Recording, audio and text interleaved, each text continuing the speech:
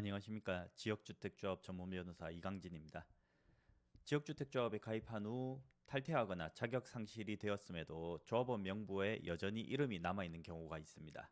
이로 인해 관할관청 명부에 이름이 있어 법적 책임이 있는지 우려하는 사례가 다수 발생하고 있습니다. 본 영상에서는 이러한 사항의 법률적 해석에 대해서 알려드리겠습니다. 주택조합 설립인가 시점에 조합원 명부에 등재된 A라는 조합원이 있다고 가정해 보겠습니다. 이후 A가 세대주에서 세대원으로 변경되면서 조합원 자격을 자동으로 상실하게 되었거나 조합에 직접 탈퇴 신청을 하여 조합이 탈퇴 처리를 완료한 상황을 상정해 보겠습니다. 이 경우에 법적으로는 조합이 관할관청에 변경인가를 신청해야 합니다. 그러나 실무에서는 조합이 이러한 변경 신고를 하지 않는 경우가 다수 발생하고 있고 아직 조합원 명부에 있으므로 조합원 지위가 유지된다고 주장하는 사례도 존재합니다. 이러한 주장의 법적 타당성에 대해서 검토해 보도록 하겠습니다. 먼저 지역주택조합에 조합원 변경 신고 의무가 있는지 살펴보겠습니다. 주택법 제11조 1항과 동법 시행령 제20조 1항 제2호에 의하면 지역주택조합은 조합원 변동이 발생하였을 경우에 관할관청에 변경 신고를 해야 할 의무가 있습니다. 다만 이러한 신고를 하지 않는다고 하더라도 어떠한 법적 제재를 가하는 수단은 현재 존재하지 않습니다. 변경인가를 통해 탈퇴하거나 자격을 상실한 조합원을 명부에서 제외해야 함에도 불구하고 실무상 이러한 절차를 준수하지 않는 조합들이 존재합니다. 이러한 절차를 준수하는 조합의 경우에 있어서도 조합원 한 명 한 명 탈퇴나 가입할 때마다 그때마다 조합 변경인가를 하게 되면 행정상 많은 어려움이 존재하고 관할관청에서도 매번 조합원 자격에 대해서 검토를 해야 하므로 일정 부분 조합원을 모집하거나 아니면 사업계획 승인 직전에 일괄적으로 정리하는 경우가 많기는 하지만 그럼에도 불구하고 조합에서 실무상의 어려움이 아니라 고의적으로 조합 변경 인가 신청을 하지 않고 시간을 끄는 경우들이 있습니다. 이때 이 조합을 탈퇴한 자들의 이름이 관할관청의 조합원 명부에 계속 남아있을 경우에 문제가 발생할 수도 있습니다. 이러한 상황에 대해서 법원의 입장을 살펴볼 필요가 있겠습니다.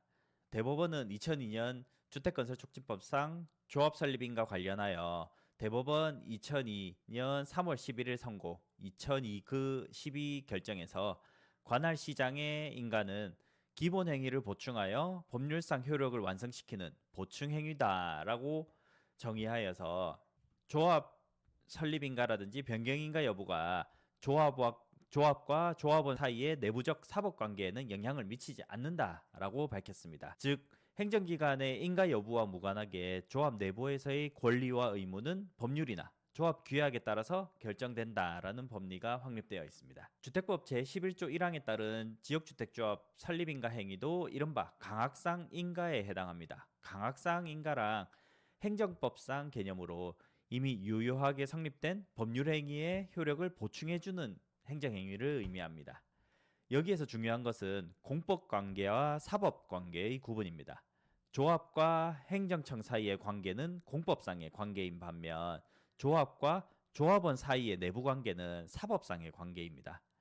조합 설립인가는 공법상 관계에만 영향을 미치며 사법상 관계에는 영향을 미치지 않습니다.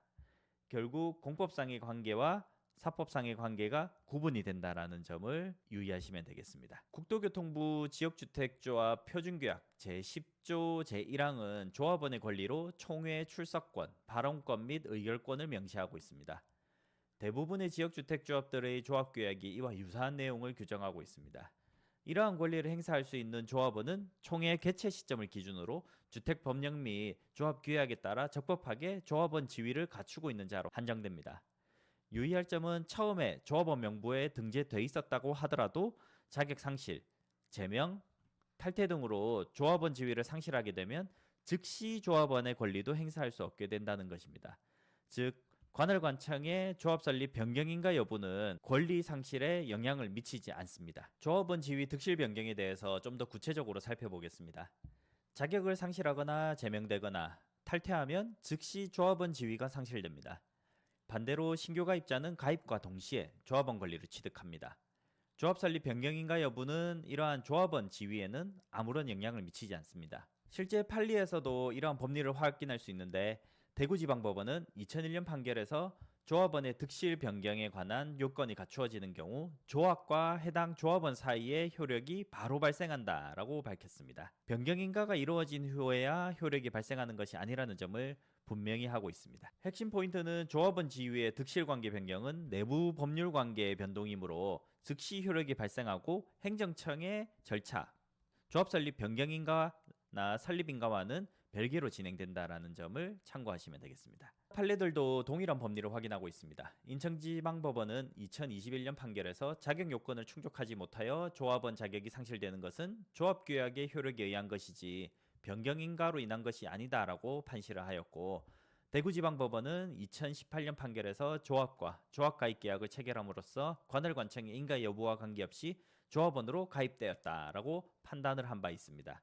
이와 같이 법원은 일관되게 조합원 지위의 득실 변경과 관련하여 관할관청의 조합 설립 인가나 조합 변경 인가 여부 상호 독립적이라는 입장을 견지하고 있습니다. 지금까지 이야기를 종합하면 다음과 같은 결론을 알 수 있습니다.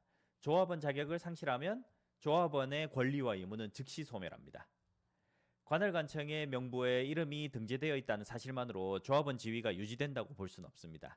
따라서 앞서 예시로 제시한 조합원 A가 세대원으로 편입되어서 자격을 상실했거나 정상적으로 탈퇴 처리가 완료되었다면 관할관청 명부에 이름이 남아있다고 하더라도 조합원 분담금을 추가로 부담하거나 이후에 발생한 조합의 채무를 부담할 의무는 없습니다.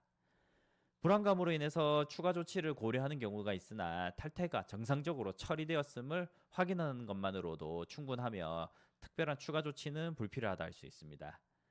다만 유의해야 할 점은 이미 탈퇴를 신청하는 것만으로 탈퇴 처리가 완료된 것이 아니라 이미 탈퇴가 조합규약에 따른 절차를 모두 밟아서 탈퇴 처리가 완료되었는지 확인하는 것은 매우 중요합니다. 이상으로 오늘 이야기는 모두 설명드렸고, 본 영상에 대한 설명에 관한 추가적인 질의사항은 댓글을 통해 해주시면 감사하겠습니다.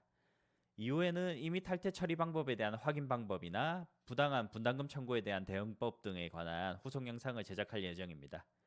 개별적인 법률 상담이 필요한 경우 영상 설명란에 기재된 연락처로 문의해 주시기 바랍니다. 시청 감사드리며 차기 영상에서도 지역주택조합과 관련한 다양한 정보를 제공해 드리겠습니다. 이강진 변호사였습니다.